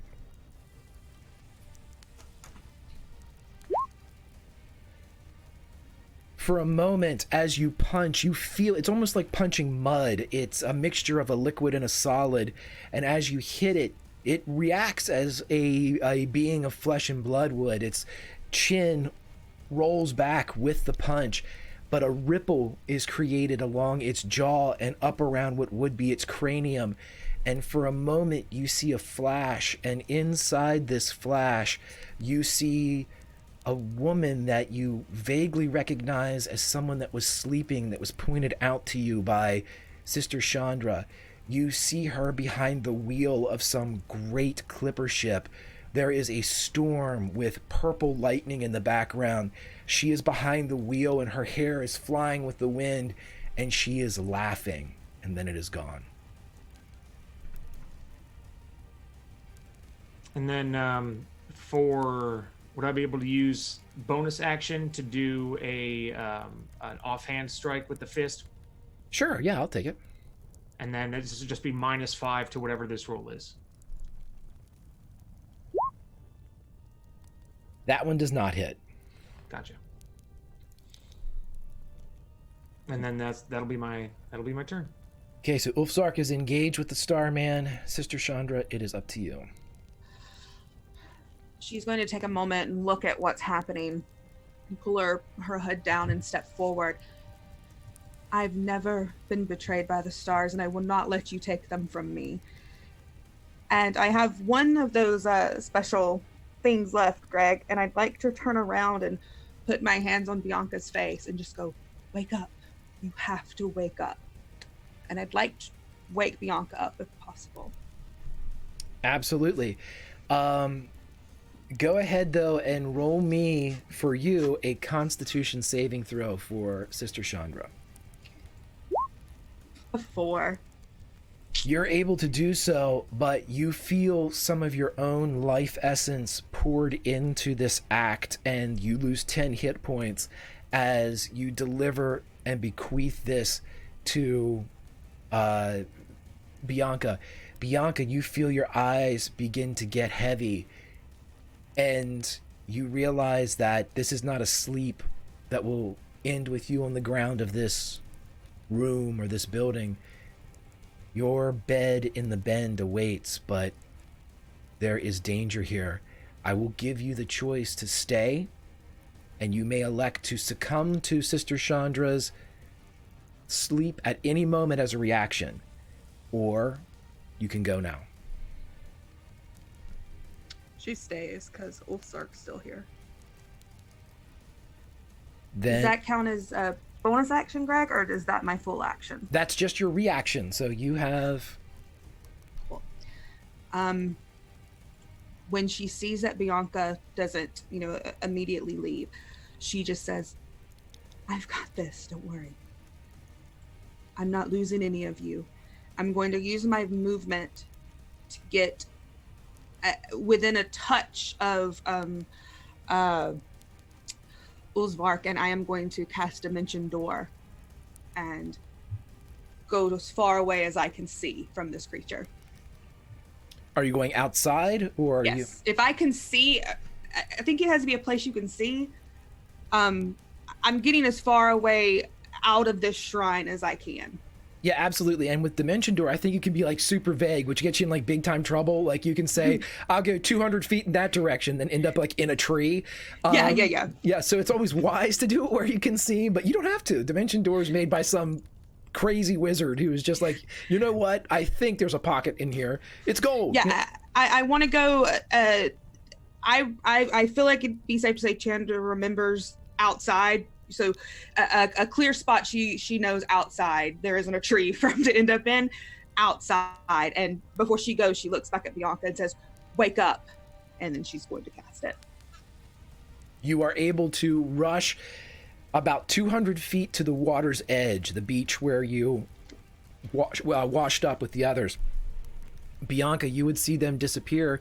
It is now at the top of initiative. It's your turn. You are in there alone with the Starman, who watches this and then turns, and if it could, it looks at you. I want to remember this thing in as much detail as I can. Give me a roll. I will allow you to do investigation, perception, whatever you think would be, whatever the result of your roll will be, how fine a detail you can remember. How's that? Okay. Yeah. I guess I'll do perception. 13.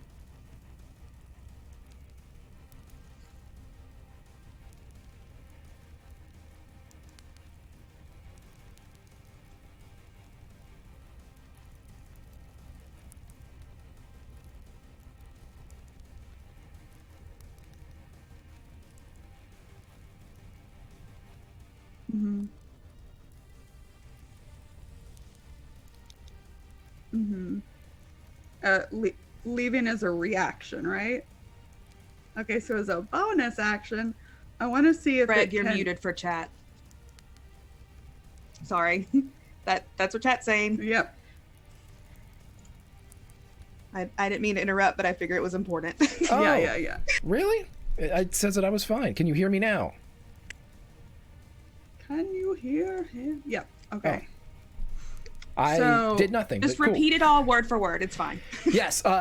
Basically, yes, you're able to use it as reaction, and you rolled a 13, which means that you are able to get the broad details of the creature, but not the finer points. So in the future, you'll be able to recall the size, the appendages, maybe a couple of other things. It will determine a DC if you roll a history check in the future, too. Mm-hmm. Great. So as a bonus action, I want to try to talk to it telepathically. Okay. Let's see if it possesses any kind of understanding or language.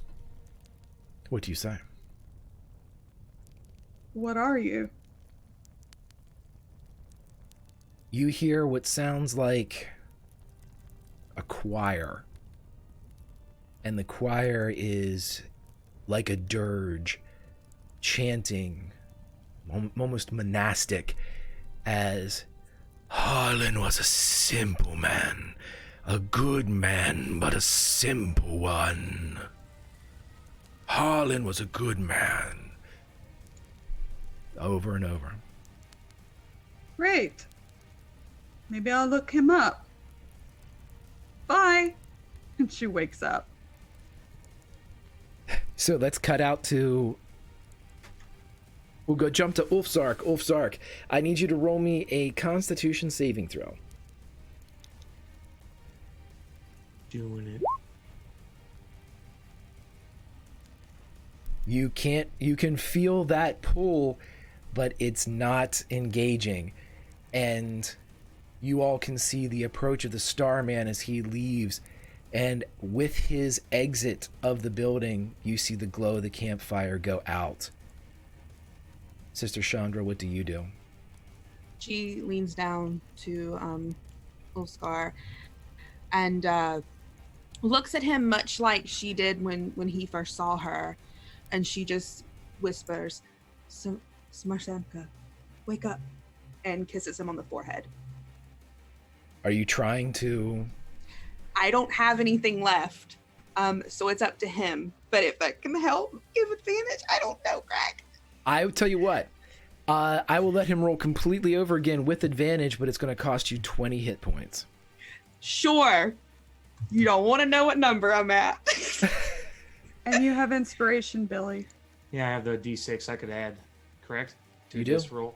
Yeah. You may roll again with inspiration as Sister Chandra bequeaths to you perhaps the last of her power. And then we roll a D6 on top of that. 14. I don't know why that did that twice. I apologize. Did it 3 times, but 19. 19 with the DC of 14. You feel the tug as you are being pulled back to that comfortable bed, but you see the sister there, and I will give you the choice that I gave to Bianca. You may leave at any time as a reaction, or you may leave now. You see the Starman advancing on the sister. She's got a smile on her face, as content and comforted as she can be when she pulls back from kissing you on the forehead. Are you going to be okay? She looks over her shoulder and looks back at you and runs her fingers over the mark she left on your shoulder. I'll always be with you. Wake up. And remember, protect these people. They need you. You need them. But who's going to protect you? She shakes her head, smiling.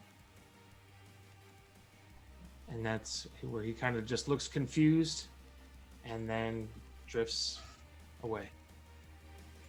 And as Ulfsark drifts away, Katie, how many hit points does Sister Chandra have? 17.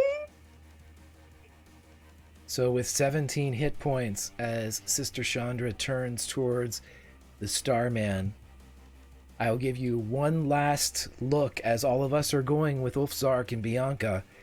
What do we all see as the sister stands against the Starman? You see her just smile and say, I told you I wouldn't let you have them. And I'm going to cast daylight. So even if he does get a hit in, daylight will somehow shine through the darkness. So, as daylight is cast, and here in the spine of the world, dawn arrives several hours early, and as the creature moves, its star field streaking as it approaches in the daylight, its comet flail swinging. But all we see is the silhouette of Sister Chandra and the Starman, and then we know no more.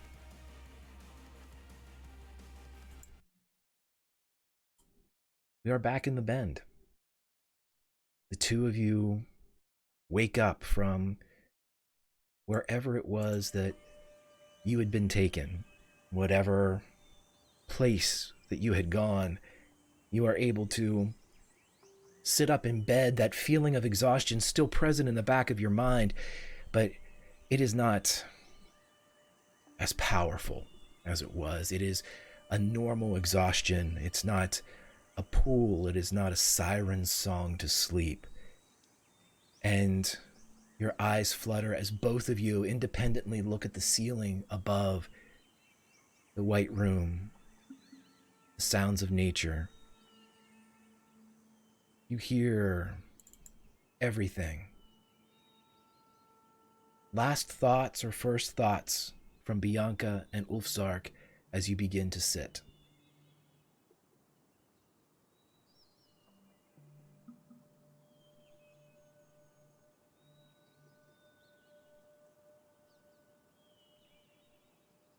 Do you think she is dead?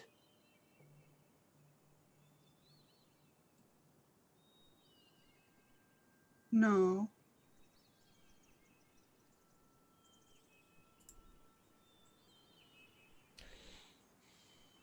Bianca, you realize that when Ulfsark spoke to you, it was in his mind to yours.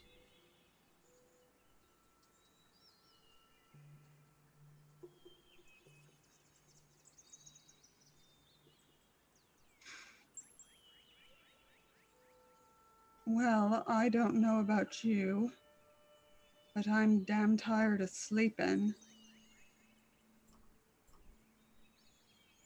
I feel the same way. There's a big ass window right there we could jump through. Sure, haven't had enough of that today.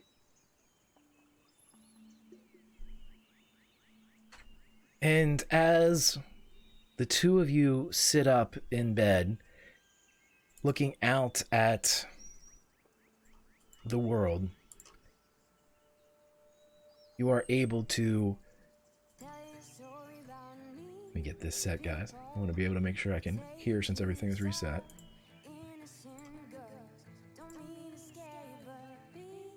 Sister Chandra isn't there, but a half-orc and a human sit up as soon as you do. Their looks decidedly different than the two that you are wearing.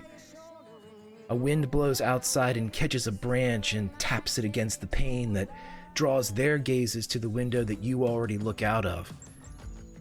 You see the window and the world beyond it. You know that whatever you are supposed to do lies out there, somewhere out there. Save the priest.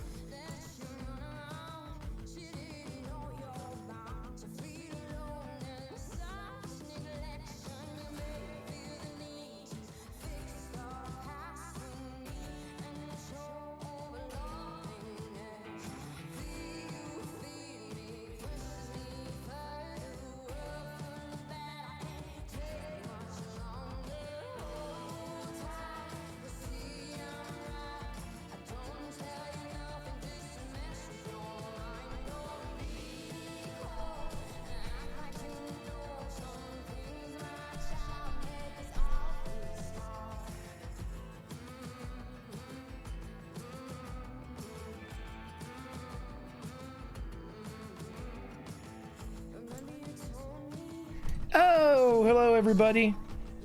And we are back with my folks as we are going to go around and see outros.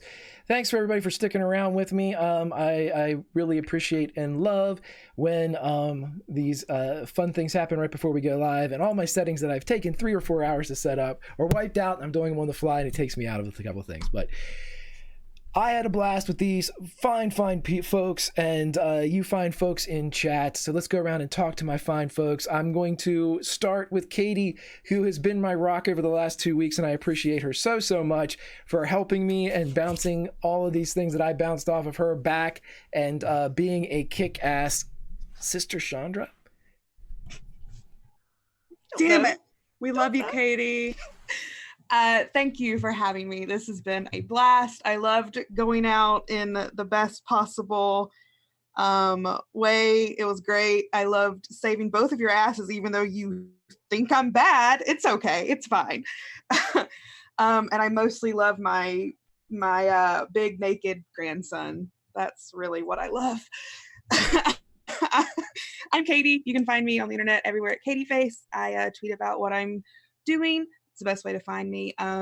Tomorrow I'll be on Off the Table playing Alas for the Awful Sea.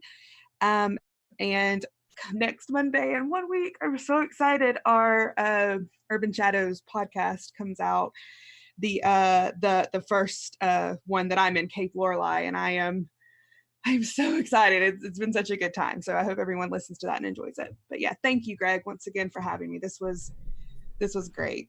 Oh, thank you, friends, so much. And you have my chip. Cash it in whenever you need it. I will be super insulted if you do not. Let's go over to my favorite naked bearded man. Billy, how are you doing, bud? A lot weirder now, Greg. Right. I took it too It's far. not weird. It's not weird. It's normal. You're just, we really appreciate you, Billy. Yeah. Say it some more. Say the phrase again. I really appreciate my naked bearded friend Billy. There, it's my favorite of my naked bearded friends. Love it. I'm gonna put that on my list of stuff to talk about. You need to change his Streamlabs shout out now to everyone's favorite naked bearded friend. Let me put that on there. Change Yes. Billy's outro. Okay. This was so much fun. I love being a part of it, because everything was shrouded in mystery, and I didn't know how. Like, I knew the basic core of the character and how he would react to stuff, and the backstory was super intense, and Katie fucking killed it. And first off, Katie, I wasn't mean to you. I didn't mistrust you. That's why I said you're my favorite. Don't worry. Okay. I'll come back into play eventually. We know the truth. And had so much fun. Greg, fucking awesome job. You're a fucking amazing DM. And Lauren, it was a pleasure to be able to play with you. This was so much fun. Chat, fucking amazing. And I had a lot of fun. You can find me at Twitter at Bill of the Forest. I'll probably be buying more furs and getting more naked. That's all I got. Buying more fur. I have so much to write down. Buying more furs, getting more naked. Nice. That's like the anti-PETA slogan. Okay. Let's go over to Lauren, my friend. How are you doing? And how was your first romp with Bianca? No, I don't get a cool segue. That's fine. I'm naked so often on this channel, and I get nothing. Lauren was the OG nudist. You mean? Right. I can't. I mean, I thought the light crown was dope. I don't want to pander to you though. Oh my goodness. Whatever, Greg. I think Billy, I like you. You're great. Fine. I love Katie, and Katie knows this, and I love Greg. Yes. And he's my favorite DM of all time, and I think he's the best ever. Even without all the technical wonder, he could tell a story around a campfire, and I would want to be there more than anywhere else. I'm Lauren. I'm that salty ginger over on Twitter. I thought I could be all serious and angry, but hey, I'm playing a bard, so haha. I'm here to torture Greg. Right. I think I said salty ginger, that one. And I'm running Urban Shadows here in like 8 minutes. It's going to be fine. I'm going to kill Tommy. So yeah, join us for that. That's called Bad Moon Rising, starts in just a few minutes. I'm also on Star Trek here on the channel, as well as a podcast that we have semi-announced that we are doing that will be out soon, and I will let Greg hype that up. Otherwise, I am Half of Salty Sweet Games with my best friend Kiana, and that's where you can find me. I'm on the internet. I will come say hi in streams. I'm done. Fantastic. Thank you so much. I appreciate you all very, very, very much. I don't think it's too big of a spoiler to say that this isn't the last we will see of Katie in this world, but who knows? It seemed dire, but who knows when dealing with the sweet sister of captured Grace. So as we say goodbye right now, we will be coming back next Monday, hopefully without a server outage, right when we're ready to go live. And we will have the entire cast with us as Ulf Zark and Bianca return, as do Yuknon and Roberts, and you will be introduced to the priest as Steve shows up to play Brother James as he enters into the fray. But next week is the beginning of the actual adventure. It is not on rails at all. I am running this one as a sandbox. They are going to wake up. That window that they looked out of that has the wide world beyond it, it doesn't have a signpost by me pointing to different directions. This is a campaign, and as they leave the doors, they decide which direction upon which they would like to tread. I am looking forward to it. Also, Grimjack21502 on the Twitter, part of the Tales from the Grim on the Twitch. Lauren mentioned everything, Star Trek. We've got Bad Moon Rising here in just a few minutes. And we've got May Black Roses Bloom, where I get to put my armor back on Wednesday night with my good buddy Donathan Fry, who would never do anything to kill a character that I've spent several $100s on. So with that shit being said, I expect to be able to retire this character, bring him back over the course of the next 20 years or so. I got a lot of mileage to get out of my pauldron, so let's see if that exactly floats. But we'll be doing May Black Roses Bloom Wednesday at 8 p.m. Make sure you join us then. Also, our campaign of Outbreak Undead begins Friday, a week from Friday, and it's our community event set in the world of Garrett, Maryland, against vampires this season. Yay! So go to the Discord below if you would like to join up with that. It is located inside our Discord, and join it anyway just to talk to us, because we have a lot of fun. If you're watching on YouTube, look at the links below. Join us on social if you can. If not, we appreciate you very much for watching, and we thank you for your support. I am going to an ending screen. I am going to be dropping the stream and immediately starting it again with so we're getting ready for Bad Moon Rising. But thank you all very, very much. Love you all, and we will see you in mementos.